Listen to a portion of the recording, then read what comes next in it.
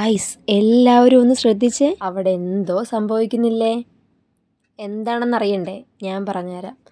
എൻ്റെ അച്ഛൻ രാവിലെ ചൂണ്ടയിടാൻ പോയത് ഞങ്ങൾക്കറിയാം. കുറച്ച് കഴിഞ്ഞ് നോക്കുമ്പോൾ എൻ്റെ അച്ഛൻ എണീറ്റ് നിന്ന് എന്തിനോ പൊക്കി പിടിച്ചിട്ട് പങ്കായത്തിൽ അടിക്കേണ്ട രംഗമാണ് ഞങ്ങൾ കാണുന്നത്. പിന്നെയാണ് മനസ്സിലായത് അത് തെരണ്ടിയാണ്. തെരണ്ടീനെ പൊക്കി കയറ്റാൻ എൻ്റെ അച്ഛന് പറ്റണില്ല. സാധാ ചൂണ്ടയാണ് എൻ്റെ അച്ഛൻ്റെ കയ്യിലുള്ളത്. അതിന് എൻ്റെ അച്ഛൻ പിടിക്കാൻ പോണത് വറ്റേനെയും കണ്ണിനെയൊക്കെയാണ്.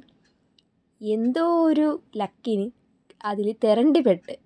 എന്നാൽ വലിയ തെരണ്ടി അല്ല, അത് നമുക്കിവിടെ നോക്കുമ്പോഴേ മനസ്സിലാവും. നമ്മുടെ വീട്ടിൽ നിന്ന് നോക്കുമ്പോഴേ കാണാം അച്ഛൻ ചൂണ്ടയിടുന്നത്. കാരണം കുറച്ച് മാറിയാണ്. അങ്ങനെ ചൂണ്ടയിടൽ നിർത്തി ആ കിട്ടി തെരണ്ടിയായിട്ട് വരുന്ന വരവാണ് ഈ കാണണത്. എൻ്റെ അറിവിൽ ആദ്യമായിട്ടാണ് കേട്ടോ അച്ഛൻ തെരണ്ടിയായിട്ട് വരുന്നത് കാണുന്നത്. അങ്ങനെ അച്ഛൻ്റെ ആ സാധാ ചൂണ്ടയിൽ തെരണ്ടി പൊതുവെ കൊത്താറില്ല, കിട്ടാറുമില്ല.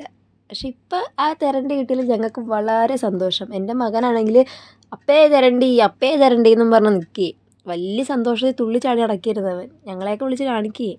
ഞങ്ങളും അതുപോലെ തന്നെ തെരണ്ടീനെ നേരിട്ടൊന്നും കണ്ടിട്ടില്ല കേട്ടോ. തെരണ്ടി വാലുകൊണ്ട് അടി കിട്ടിയാൽ സൂപ്പറാണ്, അതങ്ങ് ഏറ്റത് തന്നെയാണെന്ന് കേട്ടിട്ടൊക്കെ ഉണ്ട്. അതുകൊണ്ട് തന്നെ അച്ഛൻ ആ തെരണ്ടിയുടെ വാലിലുള്ള മുള്ളങ്ങ് എടുത്ത് കളഞ്ഞു. അത് കഴിഞ്ഞ് തെരണ്ടിയുടെ മേത്തുള്ള ചൂണ്ടക്കുളത്തെടുത്ത് മാറ്റിയേ ടങ്കീസ് പൊട്ടിച്ചാണ് അതിനങ്ങ് എടുത്തത്. ശരിക്കും ഇന്നത്തെ ഈ തെരണ്ടി ഉണ്ടല്ലോ, ഞങ്ങൾക്ക് ഭയങ്കര കൗതുകമായിരുന്നു. എന്താണെന്ന് വെച്ചാൽ ഇന്നേ വരെ ഇത് കിട്ടിയിട്ടില്ല, ആദ്യമായിട്ടുള്ള സംഭവമാണ്. അപ്പോൾ പിന്നെ നമുക്കൊരാകാംക്ഷ കാണിയല്ലേ. അത് കഴിഞ്ഞ് ആ തെരണ്ടീനെ അങ്ങ് അകത്ത് കൊണ്ടുവന്ന് കയറൊക്കെ കെട്ടിയിട്ട് വെള്ളത്തിൽ തന്നെ കെട്ടിയിട്ട് ആർക്കെങ്കിലും വേണ്ടവർക്ക് കൊടുക്കാമല്ലോ എന്ന് കരുതി കെട്ടിയിട്ടതാണ്. രാവിലെ കിട്ടിയതാണ് കേട്ടോ തെരണ്ടീന. അങ്ങനെ വൈകിട്ടായപ്പോഴത്തേക്കും ആരൊക്കെയോ അതിനെ ചോദിച്ചു, ആർക്കൊക്കെയോ അച്ഛൻ മുറിച്ച് കൊടുത്തു. എന്തായാലും വീട്ടിലേക്ക് എടുത്തില്ല, ചോദിച്ചവർക്ക് അങ്ങ് കൊടുക്കുകയാണ് ചെയ്തത്.